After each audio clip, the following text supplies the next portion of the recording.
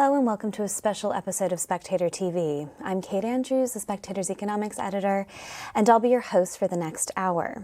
Staying on top of your personal finances has never been easier. Anyone can buy and sell stocks at the tap of their phone screen. But does smart technology necessarily mean better, safer, and easier planning decisions? And while fintech development has opened up a world of opportunities, what tools are out there for the less digitally savvy? To discuss all this with me and more, I'm joined by Charlotte Crosswell, who is a fintech specialist and currently the chair and trustee of Open Banking. And I'm also joined by Matt Conradi, who is the client advisory at Netwealth. And a big thank you to Netwealth for sponsoring today's episode. So Matt, let's jump in. And I think, some of our audience out there today is going to be well-versed in this area, but others are going to be relatively new to the topic. So can you break down for us exactly what fintech is? Yes, of course, Kate. So, I think fintech is a wide-reaching term that covers a whole host of different areas. Essentially, it's the combination of finance and technology. So when we think about that, that can mean a host of things. It could be in, say, payments, where technology is really coming to drive down the costs of that process. Maybe it's currency conversion. In wealth management, technology is really playing a role in more conventional ways. Might be using video to access people around the country, or perhaps we're using it for modelling and helping people to understand different outcomes in retirement. But it's a real range of things. At the other end of the spectrum, you've got some new digital type assets as well. So people will be aware of things like Bitcoin and so on that can be put into those areas. But I think in general, we should be thinking about how technology can help drive forward adoption, drive down costs as well for people in the future.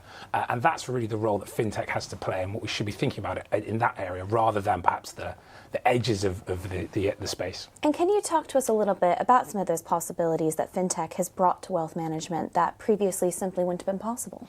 Yeah, so I think the pandemic was a really interesting area where not only new technologies got started using, but also where the industry was forced to move forwards as well. So videos, I think, is a really good example. You had advisors that would only ever meet people face to face and would only sign documents digitally. Physically. And now suddenly they're using things like DocuSign, or they're using Zoom or Teams to have their meetings and catch-ups. And what they found was they could be more efficient. And if they can be more efficient in time, they should be able to deliver their service at a lower cost, which is better for everyone.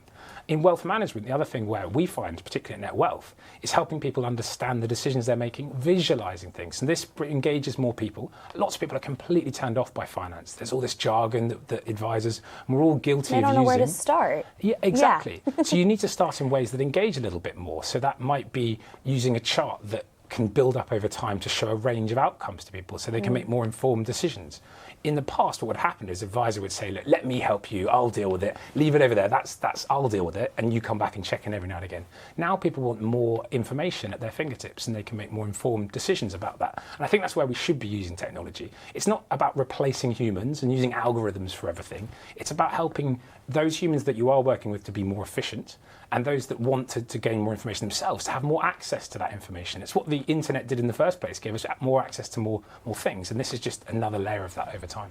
Well, I want to come back to humans versus AI in the fintech sphere, but first, Charlotte, can you talk to us, in terms of that issue of accessibility, can you talk to us a bit more about how fintech is helping people with their personal finances? Yeah, and this is what it's all about. It's when you say to somebody, what is fintech? For most people, and I live in central London, most people won't even know what fintech is. Right. And that's a great thing, because you don't need to understand what fintech is to be using fintech. And to benefit from it. And there's a really good chance that you don't know it. It's a bit like when you hail your online cab. You don't need to understand the API that goes from that to the payments thing that gets you that cab and you've already secured the payment. You just don't need to know about it. You just need to get from A to B. Yeah, that's it. So I think we have to be careful that we don't use all of these acronyms and jargon that people sit there and get scared by it and then don't use it. Because actually what fintech's there to do is make the customer journey easier. It's amazing for the end consumer. And for a small business, and then to sit there and help to digitise for large businesses, the banks, the large financial institutions, to make it easier for them to outsource to technology what doesn't need to be done by humans, and perhaps keep the humans for when you do need that more personal touch. So what it does is obviously it gives information at people's fingertips. I was saying, we've got to sit there and make people realise why savings is important, how they can use technology to help them through that process. And maybe they do want to speak to someone one day, and maybe they want to use technology another day. But it's really, for me, about making your financial services journey easier, faster, more efficient, more accessible, so that you get a better deal for your finances. And fintech was really born from 2008, from the financial crisis. And there'll be lots of companies saying, no, I've been a fintech for 200 years. I hear it all the time. But actually, it was really born from that, where we saw more desire for more transparency, more competition. But as obviously the credit crunch was coming in, a better deal for your finances. Right. And that doesn't matter if you're right at, really suffering from the poverty premium, all the way up to, the wealthy individuals. Nobody gets the best deal for their finances. Not anybody, not myself, not anyone in this room. It's actually about helping people to understand it and the ease of journey, so that every single penny and every pound that they have, they're making it used to the best purposes. Well, to pick up on that point about transparency, to what extent do you think we can trust these algorithms and this technology to make complex decisions about our personal finances? And actually, is it making decisions for us, or is it simply enabling us to have more access to information to make those decisions? And I think we have to recognise there are going to be flaws in the system. Right. And we're here. We've got three of us here today. We've got two women. Generally, there's often bias in the system, unfortunately, against women. We've seen this. There's been some very high-profile cases where AI is being used to predetermine what they think a woman's credit score should be, perhaps versus their husband, someone who's got a joint account. And and we saw this with instances where the Apple Card was launched, where people married, joint accounts, everything was done jointly, and sat there, the woman was being offered 10 times less than her husband in terms of their credit limit. And I think it's made us realise it is, because it's often looking at past data, and that's the problem when you're using past data to predict the future, and then you're not stopping and saying, hold on, have we got this right? So again, the human element. Then we've got to be really careful, because that is going to build more bias into the system as we go forward, not take it away. So I think that's the concern we all have with AI, that we've got to question it.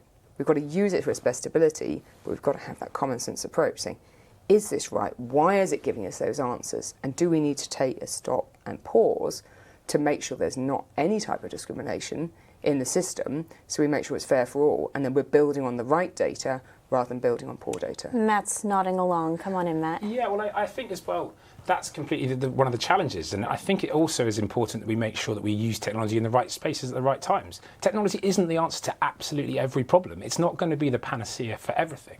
And I think what we've realised, for example, when we think about wealth management, is there are parts where humans, even if the technology got it right, removed all the human biases and presented the information, the human then interpreting that, the client, the individual, won't believe it as much as if a human says it back to them. And that they need that support, that element. And what we need to be careful of is that the few bad experiences don't make people lose complete trust in technology as a whole. So we hear of these issues and we need to correct them. Perhaps that's because we're not ready to do that yet. So if we think about investment management, where we do planning and investment management, we use technology to help about planning, but the investment management part will use a human team, because we don't think the algorithm can make that decision. It's always going to be using historic data. It's not going to factor it in correctly, and it's certainly not going to give a better outcome. And it probably won't reassure our clients as much as if a human is sitting there and dealing with it. So I think it's about finding that balance, not saying we're going all the way over here to technology doing everything, and saying that we're going to let's just start with dealing some of the really simple problems. It's only recently, for example, in banking, and because of things like open finance, that you get a notification of your payment straight away. It used to take 2 days for a payment to appear in your bank account. Yes. Let's solve those simple problems. That's got nothing to do with someone working out what your credit score is. So we're going to come back to the biases built into the system. As said, we're definitely coming back to the human element here, but we actually had some questions submitted even before we sat down together.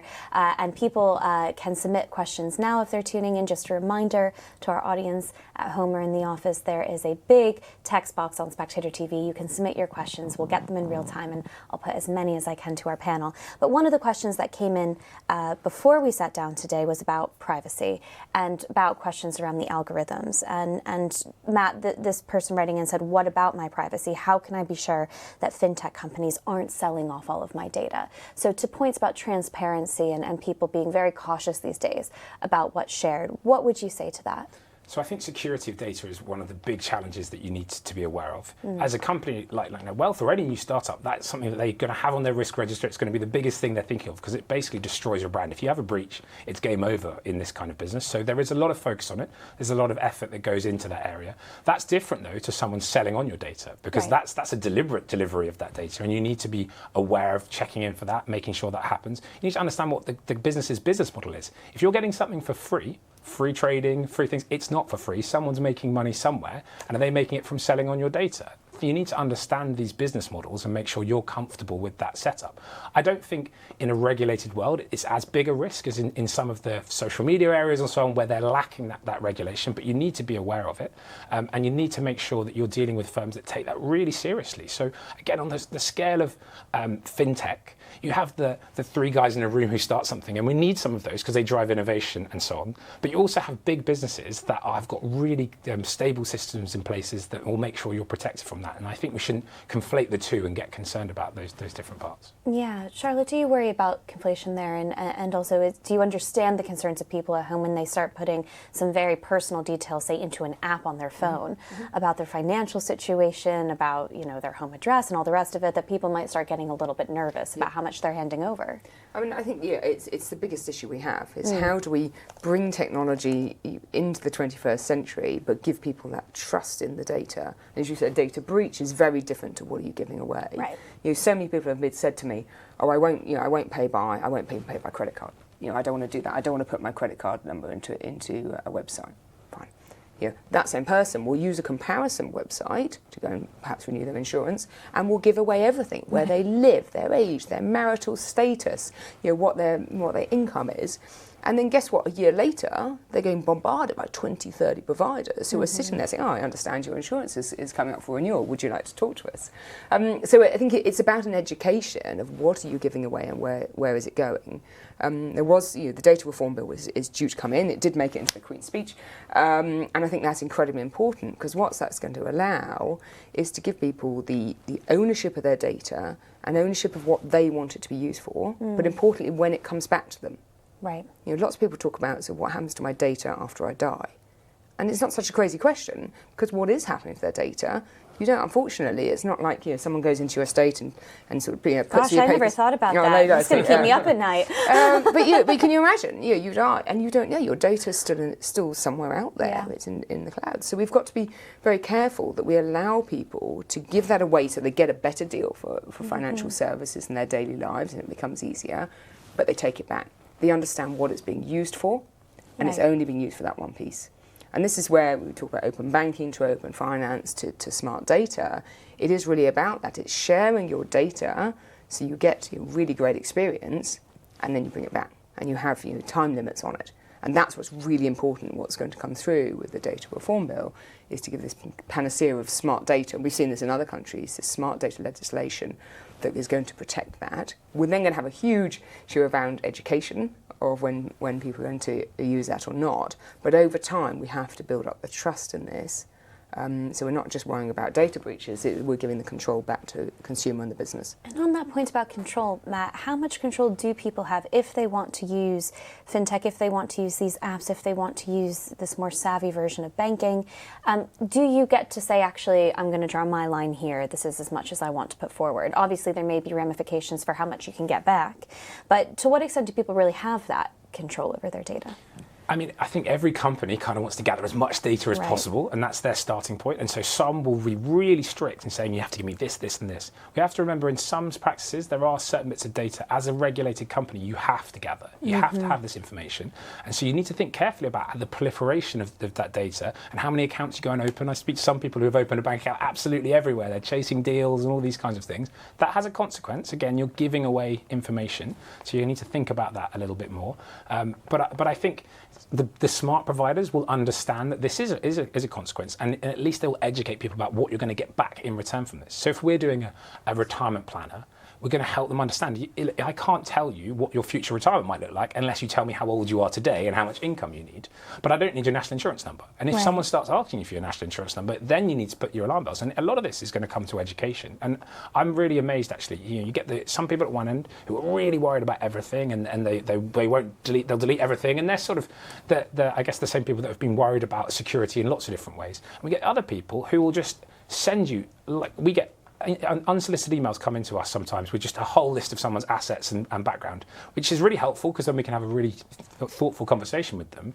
But it's amazing to me sometimes that they've just deliberately delivered all that information to an email address. Right. And that's an interesting question about it. Again, it comes back to where you use technology. Should we be doing this in secure messaging systems? All of those kinds of points as well. So thinking a little bit more about when you give out information, and providers being better at saying, this is what you're going to get back, this is your reward, because actually there's value to the information you've given it. We're going to take some value from that, so I'm going to give you something for that value. Just a reminder to our viewers at home and in the office, you can submit your questions in the big text box on Spectator TV. They'll come to us in real time. I'll put as many as I can to Charlotte and Matt, and we already have some coming in, which is great. This is another question that was submitted before we sat down today. Just asking because I've never been 100% sure, but how do fintech companies make their money, and is it different to normal wealth managers? Is it through data mining? Matt, maybe on the same topic, this one's for you. Well, so for us, we make our money in the same way as a normal wealth manager. So we charge a fee for managing investments. If you want to do that, it's a percentage charge. It's much lower than a traditional wealth manager. That's where the technology has helped us. And for advice, we charge for a fee when you need that advice. So technology in that business model is all it's doing is helping us do it in a way where it's more transparent and lower cost. There are other business models out there where they make their money in different ways. So you might do securities lending on an exchange traded fund, and that's how that provider can give a much lower cost for their fund. You might have something similar in some of these free trading setups as well, where they're providing liquidity, and that's a way that they're going to make money from it. So you have to be careful and cognizant. I think go back to that point I made before. There is nothing for free. If you're getting a service for free, you've got to question that. I mean, it's been a question of my mind about banking in the UK for a long time. Right. You get a service supposedly for free, but you are going to pay for it elsewhere, and that's it. And I think so. I think there's new revenue models that might be great, and they might really work for you as a consumer, but you need to be cautious about those different parts. So again, it goes back to this idea of that there's a whole range. Fintech we can't give you one answer to that question. We're quite traditional in the way we charge. Other providers might be quite different. Right. Well, let's move on to something we've been talking around, and let's just address it. The role in an ever-digitalized world of financial advisors. Charlotte, have they become a luxury rather than a necessity? And I think it's again, it becomes different to how you're going to interact. Some are very, very confident and don't trust the humans. They say, well, actually, I want to have much more information at my fingertips. I want to use everything online. Other people want to sit there and take all that information, but then go and speak to someone and get that advice, so they take control. Others want to outsource the whole decision. And so I think it becomes sort of where people are comfortable and where do they personally need the help. And we do have to be careful, and we've all talked about during the pandemic of the older population who didn't have access to many times online or weren't comfortable using it, and suddenly found that person had gone away. Right. In the race for technology, we mustn't forget that we're not excluding people. I often talk about financial exclusion, not financial inclusion. But in terms of advisors, is it a luxury? No, it's not a luxury. It's whatever you need it to do for you to help you understand it. And the beauty we have now is there's information out there that you can get. I would encourage everybody to go and find more information about it to make sure when you're sitting there making that phone call, well, why are they advising me on that? What's their return? What are they charging me? And is that the best deal I have? So I think what we're going to probably see for some time is that perfect intersection, really, where there's more information if you want it. But if you're not comfortable with it and you need someone to talk to, you still need to have that person there. And I think that is going to be important if we're going to bring everybody into this new world. And it's a bit like the access to cash debate. A lot of people say we must continue to have access to cash. A lot of other people are saying we must have access to cash, but we've got to help people in the transition away from cash. And other people say, well, should we accept cash at all? Because again, we're at that strange sort of moment at the moment, especially in with financial advisors, where they have from some people an incredibly important role, and they would say that's an absolute necessity, whereas for others they just use them quite wisely to sort of challenge what they have and then go and get that final piece of information as well from the person that perhaps they want to hear from, that they can phone up. Matt, one can never know just how far technology will advance, and maybe it really will be the case that these algorithms and these apps can do equal, if not more, than what a financial advisor can do. But for now, there does seem to be a bit of a sweet spot if you're in a position to do it, where the fintech is helping you have more access in real time to the information you want, but that human touch, that human advice, which is still much more creative, is going to be beneficial.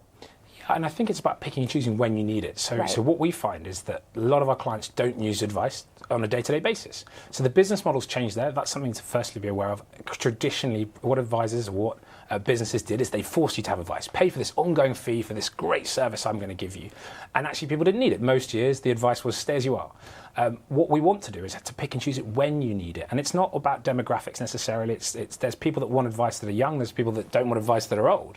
It's about turning points in life. So when you're going to pay off your mortgage or when you're going to about to retire, most people at that point want a conversation into some degree at that point. That's why there's still call centres at banks and things. I can do everything online, but sometimes you want to speak to someone. And I think making sure you have that access is really important. And I think sometimes just to sense check it. So you might have got all the information, read it all, made your decision. We have loads of calls with clients that say, I'm thinking about doing this. Is it the right thing? And then in complex areas particularly, so let's say you're thinking about retirement and you've got your lifetime allowance around your pensions as well to consider. That might be a moment where it's just worth sense checking before you do something that can make a big difference to your outcome. And that's probably worth paying for as well. And I think that's the other bit we should get to. Sometimes paying for that makes a lot of sense. What you don't want to do is pay for services you're not using or pay too much for services that aren't giving you the value back as well. And what we had pre-fintech was all the banks were centralised and they were doing everything. I can do it all for you. And they were charging a healthy fee along the way for each different part. What you need to do is disaggregate that, and that's what fintech's really helped and said, okay, this is the right thing for payments. I don't need advice about that. I can do that. This is the right thing for my currency conversion. This is the right thing to pick my insurance. But if I'm going to do a mortgage, maybe I want to speak to a mortgage broker. If I'm going to go into drawdown, maybe I want to talk to a financial advisor. Being able to pick and choose, that's what we should be using for. And if those humans use technology to drive down the cost of their service and improves their efficiency, then that's how the virtuous circle comes. That's how we get the better outcome from all of this. We can't have a conversation about wealth management and personal finance today without talking about the big elephant in the room. Inflation, the prospect of rising interest rates, and the fact that things are not stable right now. They're constantly changing. And Charlotte, in this current very volatile economic climate with the cost of living crisis, inflation rising, the prospect of further rising interest rates, how susceptible are these fintech businesses models to these massive changes that are happening very, very quickly? Well, and I think it's just taking a step back on your question there. It's also, what's that going to mean to people who have got so used to a ultra low interest rate environment and have never lived through a high interest rate environment. Yeah. Now I grew up in a very, very high interest rate environment, and as a result, even at the age of 16, when I went down to the local town and chose the logo that I wanted and walked in to see the bank manager, like you could back then, and you're sitting there saying, how much are you going to pay me for my current account? How much am I going to get on my interest rates? And I was like, amazing, right? I get free money. It's fantastic. And then when it came to taking my first mortgage, you were so careful at getting that best deal because it was, these were not 0.1% moves. These are big figures. 2, 3, 4, 5%. I think my first mortgage was 8, 10%. Yeah. So for those of us who've grown up with that background, I think we're much more attuned to this. What worries me is that a lot of people have never done that and have not seen this coming. Mm-hmm. They haven't seen the cost of living going up. They haven't experienced a higher interest rate environment. And this isn't the days where you could make a bit of money in your current account, to sort of offset perhaps some of those increased bills, because we're not really seeing that now. To your point, what we're seeing is obviously the banks can't just get, they can't pay the interest rates out on that and bring their costs down here and make less money. So what you're seeing is obviously those interest rates are still coming low. But guess what? Mortgages are going to potentially go up. Mm-hmm. So I think it's again, this comes around education. And is this the pivotal moment for fintech to actually say this is when it really does come into its own? How can you make that every penny work for you? So this summer, from banking, we're bringing in something called sweeping. And sweeping, which has been allowed, a lot of people do it within their own bank. This will allow people to get paid into one account and sweep automatically or at a predetermined time or a predetermined amount into another account.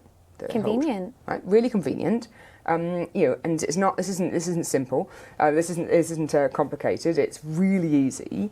Now we hide behind something called VRPs, which is variable recurring payments, which will put everyone off. But when you look at it, it's why wouldn't you get paid your salary into one account and then automatically transferred however much you want to into a higher interest rate paying account? In Australia, a lot of people use offset mortgages. Not really used here, offset mortgages. So people have this effectively as dead money sitting in an account that's not doing anything. Right. And the banks probably don't want it either. They're not making any money from anybody. So I think we've got to get people more informed over this. And I wonder, as we go through what's invariably going to be a tough winter with increased energy, increased interest rate environment, that how can we use this moment to help educate? And I think the best fintechs will be the ones who make that user journey really easy. What we have to be a little careful of, this comes back to your sort of comment on financial advisors, is that who's educating the educators as well. Is every financial advisor completely savvy on what's out there? No offence to anyone in the audience who's a financial advisor, but we have to make sure that they understand it and are they giving the best advice, because some of them again won't have grown up with this either. But this is the moment for fintechs to shine, making sure the information's available, but also just make sure people don't use those decisions to quickly move between, if they're then locking up their finances to something where they don't realise they're doing it.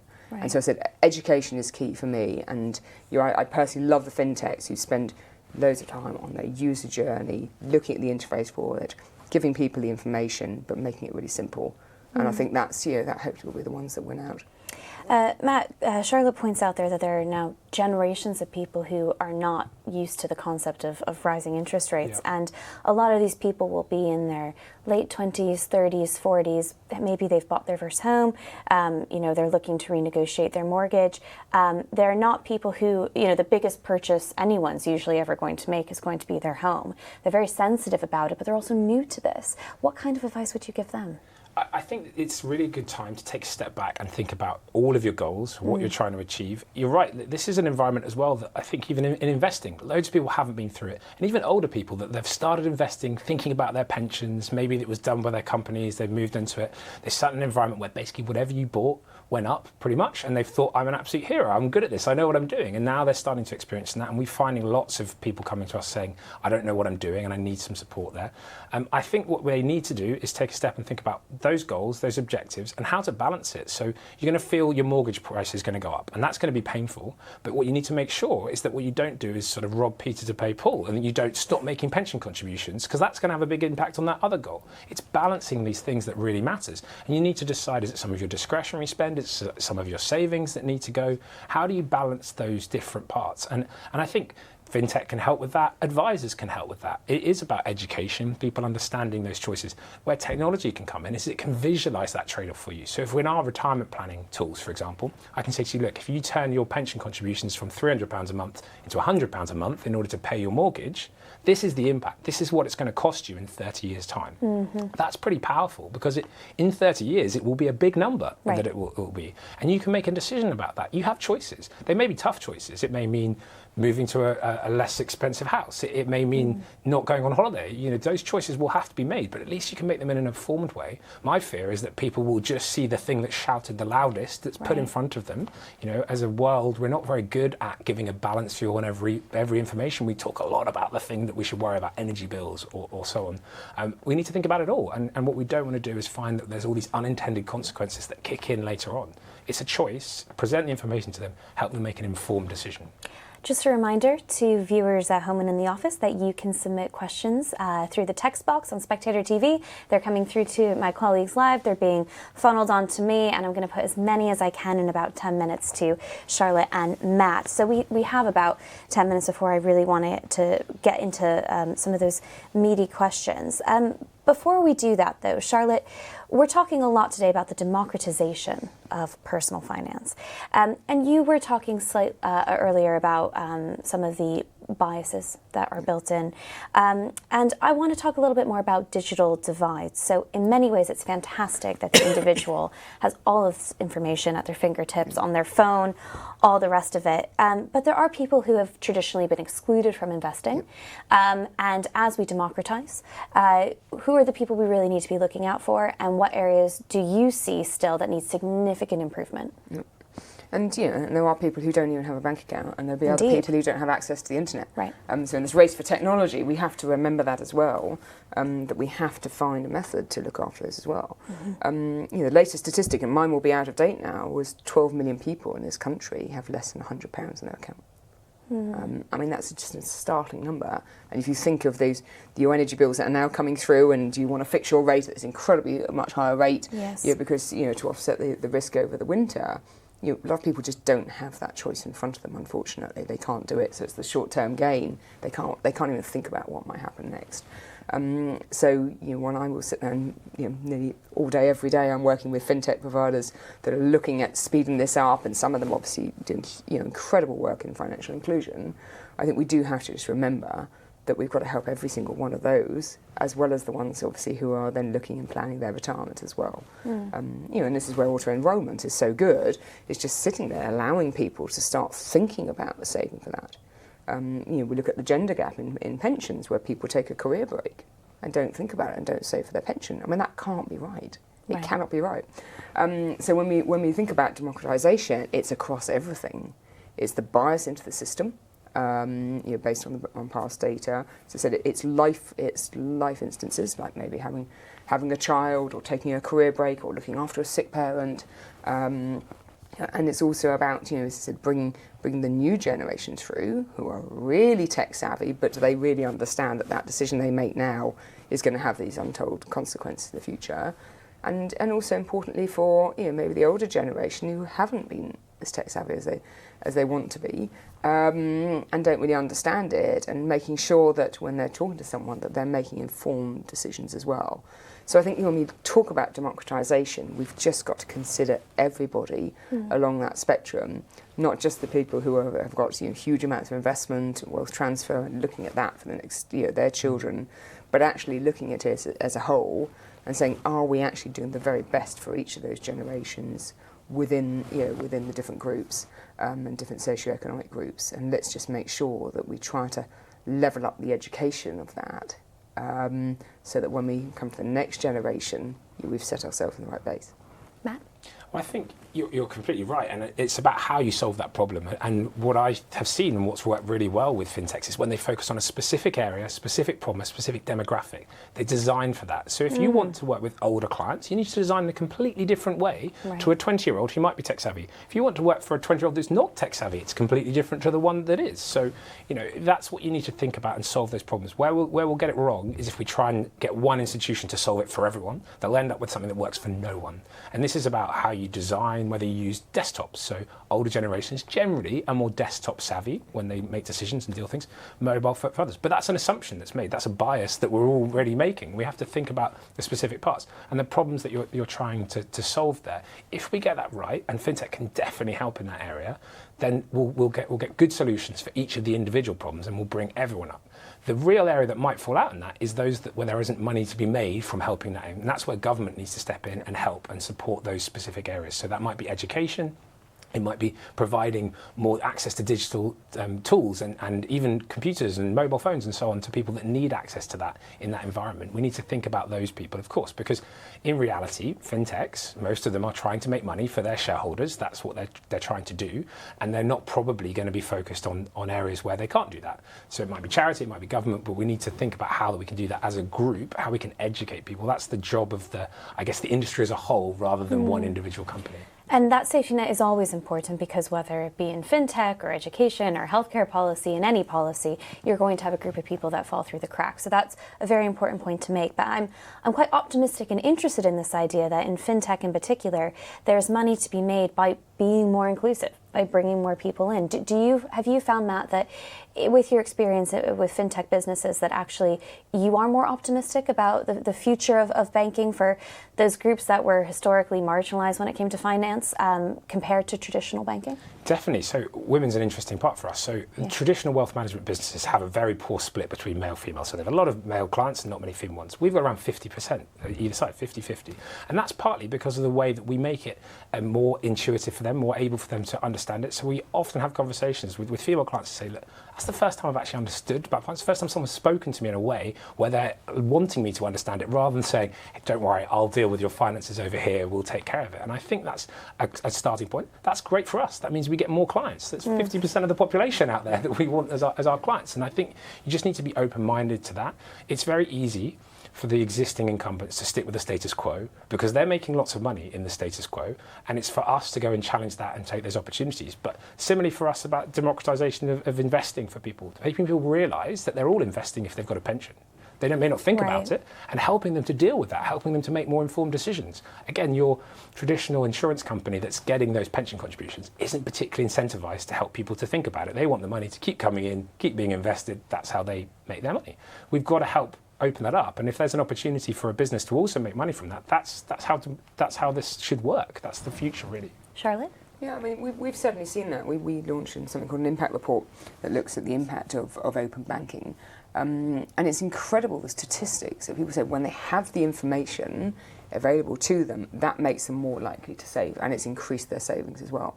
So even right at that, the lowest level all the way to the highest level, the information there, the education, the access to that is helping people understand their money. And I think that's what we've got to really focus on, is help people that.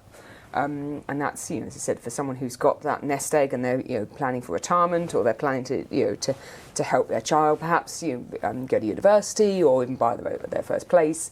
Let's make sure they're using it. And then, as I said, let's make sure we bring up the teenagers who are far more accessible on TikTok and may have a 30-second video that allows them to make a snap decision that may not always be the best either.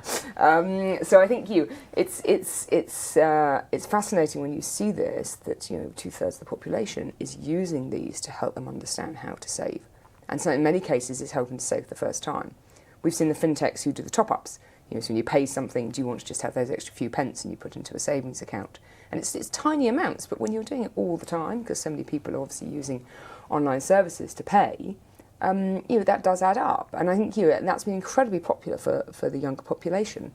So I think anything where we are bringing the younger generation with us on this journey, I think is really important, because they will be the ones who are much less likely to pick up the phone. Mm-hmm. And can you imagine, you say to a teenager, if you between 9 and 1 on a Saturday, if you're too busy during the week, you can phone someone, but you can't do it after 1 p.m. on a Saturday. Well, they're not going to do that, right? They're going to sit there and make that decision on a Saturday night or on a Sunday, and they're going to be using the smartphone to do that. Layer on the push notifications that are going to come in, so layer on the influence of social media that's going to sit there and help them consider those opinions. We've just got to be really careful that we do that. And I think it becomes quite a fascinating time, but let's really use that to say, this is what saving does for you. And I think the problem is, in this generation compared to where I grew up, we all grew up thinking we want to save for our first house. Right, that's what we wanted to do. We were obsessed about sitting there. How quickly can you save up your deposits? You can go and get a mortgage. And unfortunately now, that's just out of the reach of many people across the country who want to go on the property ladder. They just can't even envisage it. So what they do is they take their disposable income and they use it, because they can't see really the merit of it. So they have the auto-enrolment and pension. Yep, tick the box, I've done my pension there. Okay, I've got a little bit of savings there, that'll pay for my holiday. Okay, a little bit here. Might use a credit card, might use buy now, pay later.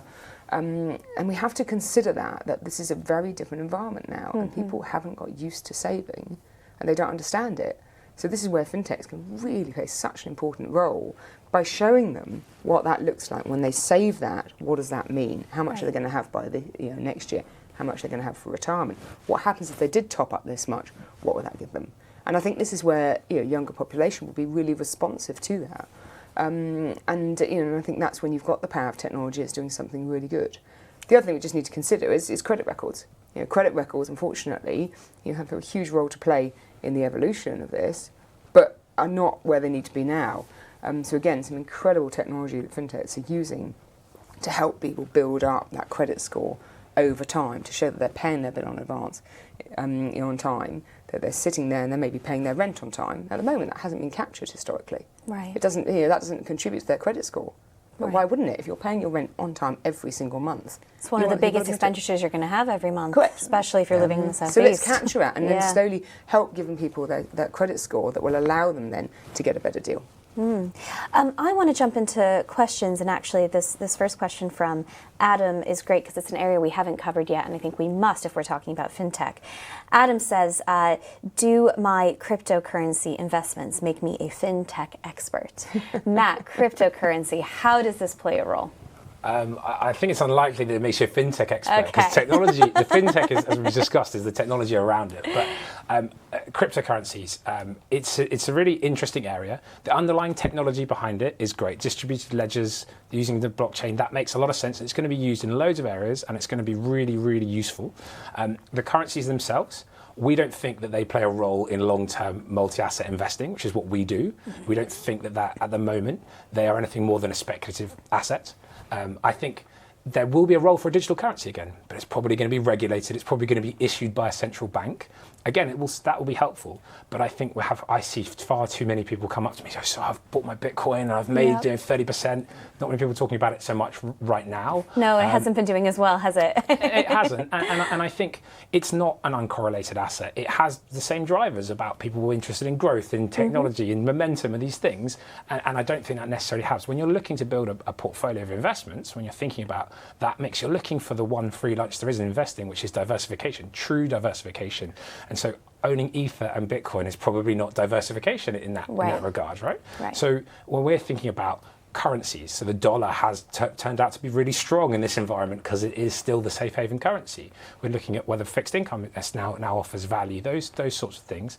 And I think at the moment, digital currencies, you've got to be aware of what you're going in for them. It's not saving, it's speculation. If you want to do that, it can work. If you ride the trends, there's plenty of examples of people that can do that, but you're trading in something, you're not saving for the future, and make sure you get the proportions right about that. So one of the things... It's very different. The gamble, the bet is very different from these are my concrete savings for my future. That's it. And that's one of the things... Both have value, but they're different. That's it. And I think education, when I think about, well, we talked about educating the younger generation, it's actually quite good for some of them to invest and to lose a little bit and to see that the impact of that. But we need to make sure it's done in a scaled way and that it doesn't actually impact on their lives as well. So we help them do that in a way that works, that is protected. Well, Charlotte, you've had some very insightful comments about the younger generation and their completely new and different experience with earning and saving and all the rest of it. What role do you think crypto is going to play? I mean, it does worry me, and I have a teenager, so I hear her come home from school and saying so and so made this, and they bought some crypto, and guess what? They're doing this on an NFT. Yes. I look at it, and she's probably more cautious than most because she hears me talk about it. As you were saying, it is a gamble. It's not regulated. Obviously the regulators now stepping in. We're starting to see the process coming through. But anyone who's reading a billboard, and you see them on the tube, you see them at Westminster, right in front of parliamentarians, is sitting there saying, come and buy this, there's this magic pot of money that you're going to make. We just have to be really, really careful. And I just think, as I said, particularly the younger generation on this one, and as we go into this winter, coming back to cost of living, and people saying, I'm so desperate, I'm going to try that, that's a risky place for you to go. And if you can't afford to lose it, then you have to consider, how do we educate those people to say, don't think, just like like gambling, that you can put this money in and that's going to sit there and sort out your problems. Because there's a good chance if you're desperate to be using that, something's gone wrong. So again, coming back to my point, it comes down to how do we use technology to educate people on what they're doing, and looking at that, and just like when you're toggling between the portfolio and working that through, what happens when that one goes down to zero? Right. And and does that matter? And is that going to impact on your others? What happens if equities start dropping? What happens when currencies start moving? What happens if cryptocurrency drops? What's the impact that's going to have on your portfolio? And can you afford to lose that? And that's the important piece we have to look at, is really looking at that. Unfortunately, and we are slightly going into this at the moment, potentially worst case scenario. What happens when you layer on your household bills and you sit there and can you afford a 50% increase in those? So I think what I want to see, as I said, is a simple user interface. I want to see people sit there, if they are using speculative investments, that they understand it's a really speculative investment, and please don't rely on it, because there's a good chance if you're relying on it, you can't afford to do it. Jim asks, how does an older, non-technical person gain digital skills to take advantage of fintech?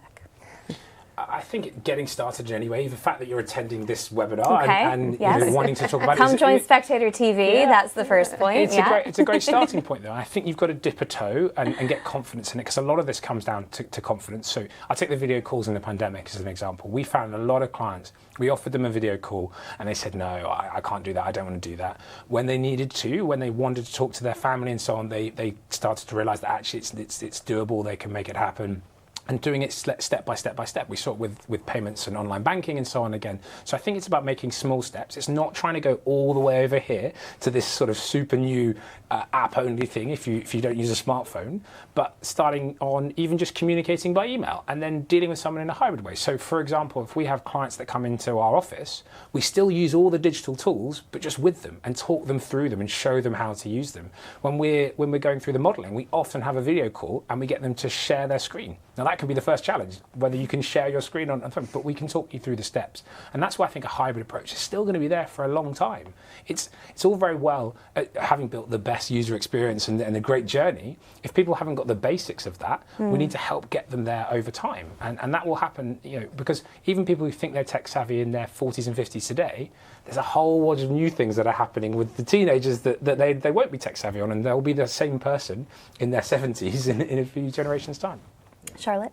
Yeah, so there was an incredible statistic that came out at the beginning of the pandemic that 6 million people had downloaded their online banking app for the first time in the first month of the pandemic. 6 million people. I mean, it's an incredible number. Just shows how quickly the pandemic ushered such a new way forward when it comes to technology. It was, and that's not going to go backwards. No.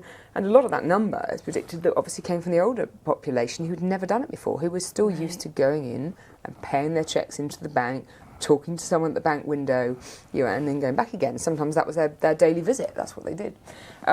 So if there's a good thing that's come out of it, they don't have to do that anymore. But of course, the impact of that is some people still want to do that as well. And what do we do? And we've seen these incredible innovations where the banks have come together saying, well, we can't all have a bank branch open in a certain town. It's just not cost effective. The time pressures on our margins. They've come together with these bank hubs where people can go in and still have that face-to-face contact. Wouldn't it be great if they use those and then have maybe a digital lesson at the same time? Yes, it's great for the fintechs to be able to do it. Is it fintech's responsibility to educate everybody across the country that's not digitally savvy to take them to this level? Or is there got to be some sort of different program on that?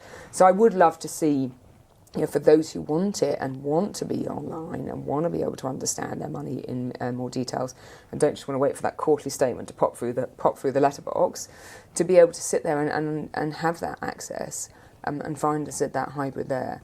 So they've managing to get their online shopping, they're managing to get their online banking, they're managing to do Zoom and Teams calls, and it's incredible, really. We never would have seen that, I think, happen.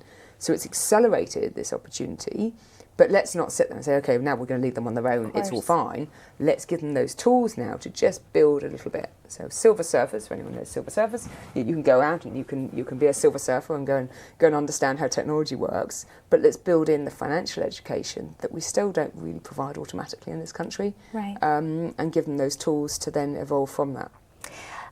Lou says, I'm looking to consolidate with a local wealth manager, but how do I check on their adoption of fintech? What are the right questions to be asking when you're looking, shopping around, shall we say, for a local wealth manager?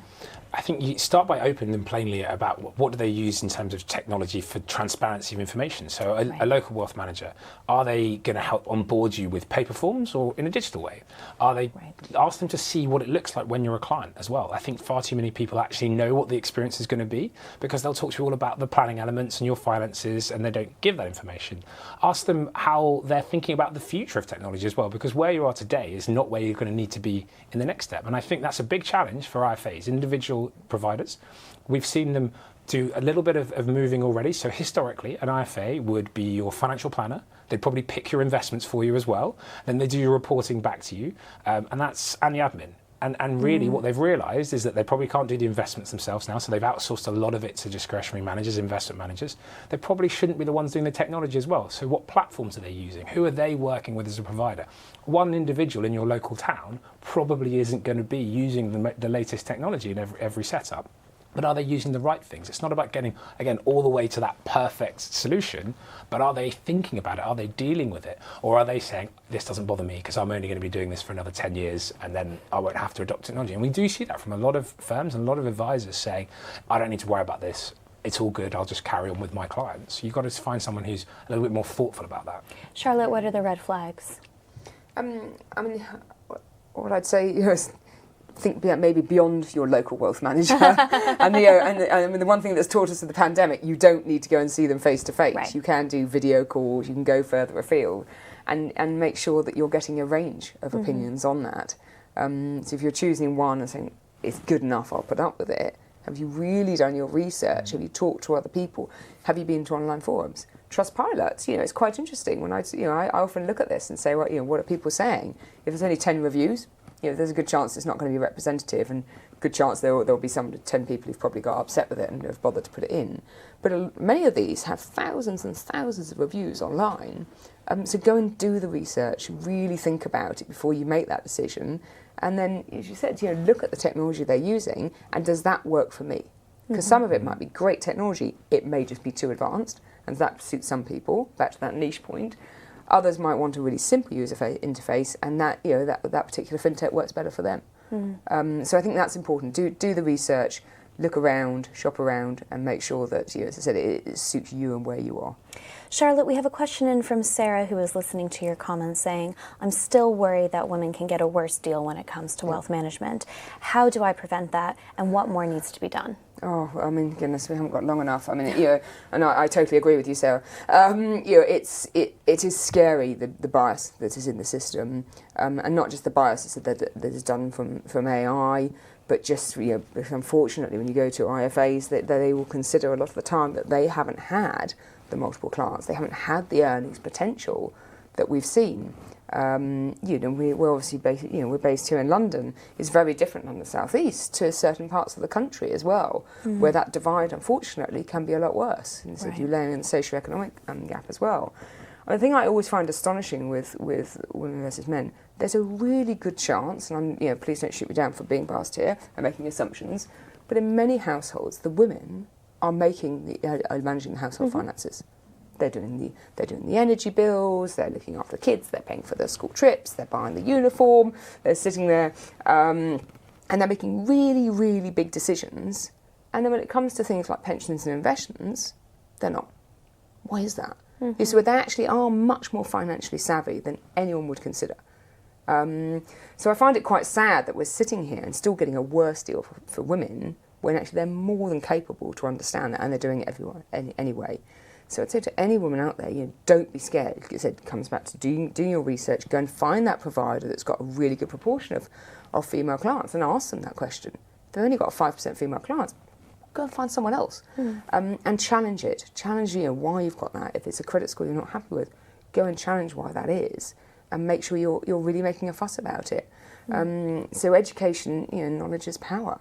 And I think that's important. We're all sitting around the fintech table, and it's not the most diverse bunch of people either. It's only less than 30% of people working in fintech are female.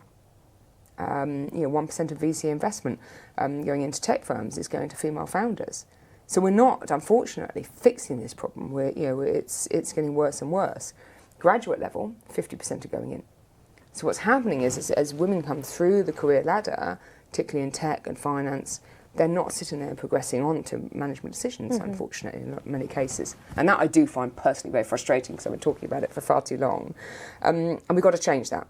So you go and sit there, challenge it, start a fintech, be brave, go and solve the problem. Every day I sit there and think of a fintech I'm going to start. That's some big advice there for you, Yeah, there Sarah. you are. So, I'll challenge it back. John says when it comes to training, there are financial gaming apps that are available. Are these of any value? Matt?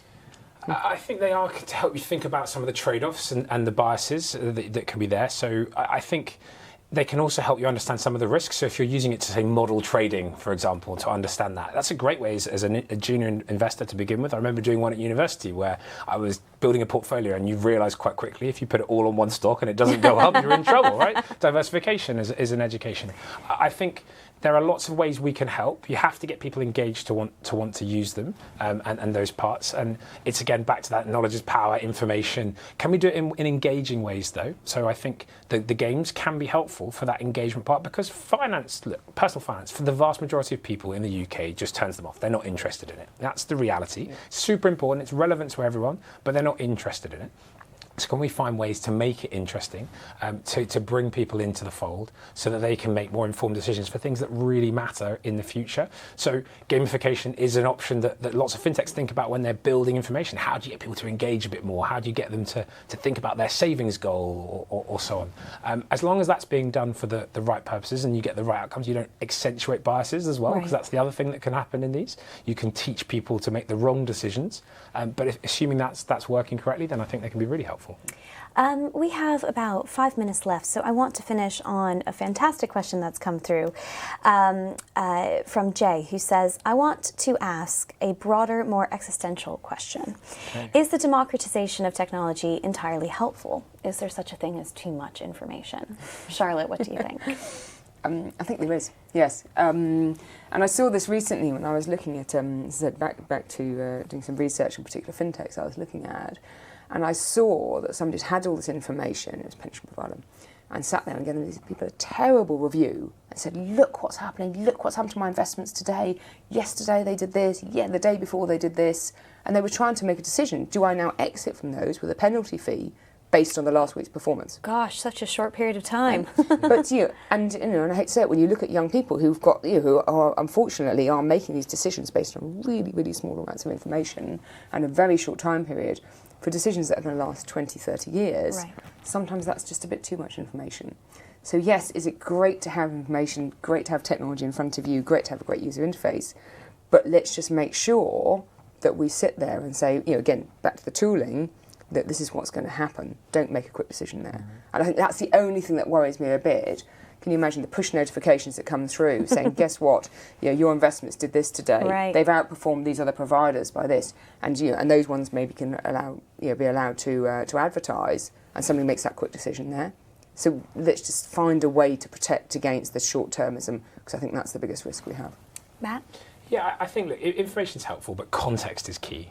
So the reason we decided to build a hybrid wealth manager is that the human can help give context. So we can try and put context around information, so we can try and help you understand if it's down. So in our app, for example, where the portfolios are showing the total return, we show whether you're in a normal range, and that normal range has negatives and positives, because in every investment there's normal ranges, and it changes on time periods. We show if you're in a less common or an extreme outcome as well. But then we've got a human there to ask. So if someone says, okay, I want to sell out of my portfolio, they can have a conversation first, and we can then just help them think through the different choices, make decisions. If I gave them a bunch of tick boxes online, that's probably not going to help them. Yes, I've signed all the statements, I want to get out, but you can explain to them why it matters, or the context of the markets around that.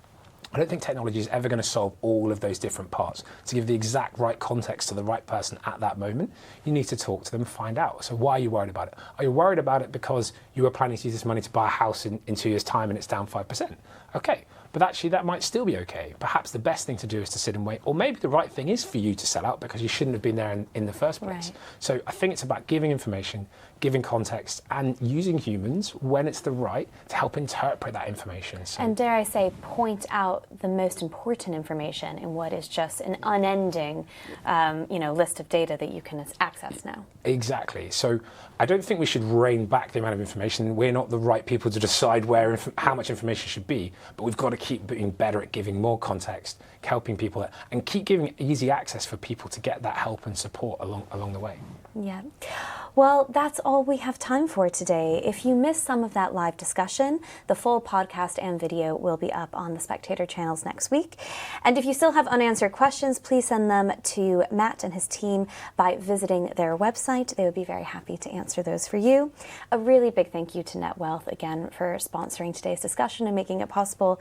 to do this on Spectator TV, and a special thank you to Matt and Charlotte for your amazing advice. I'm Kate Andrews. We so appreciate you tuning in this afternoon, and we hope that you'll join us again next time.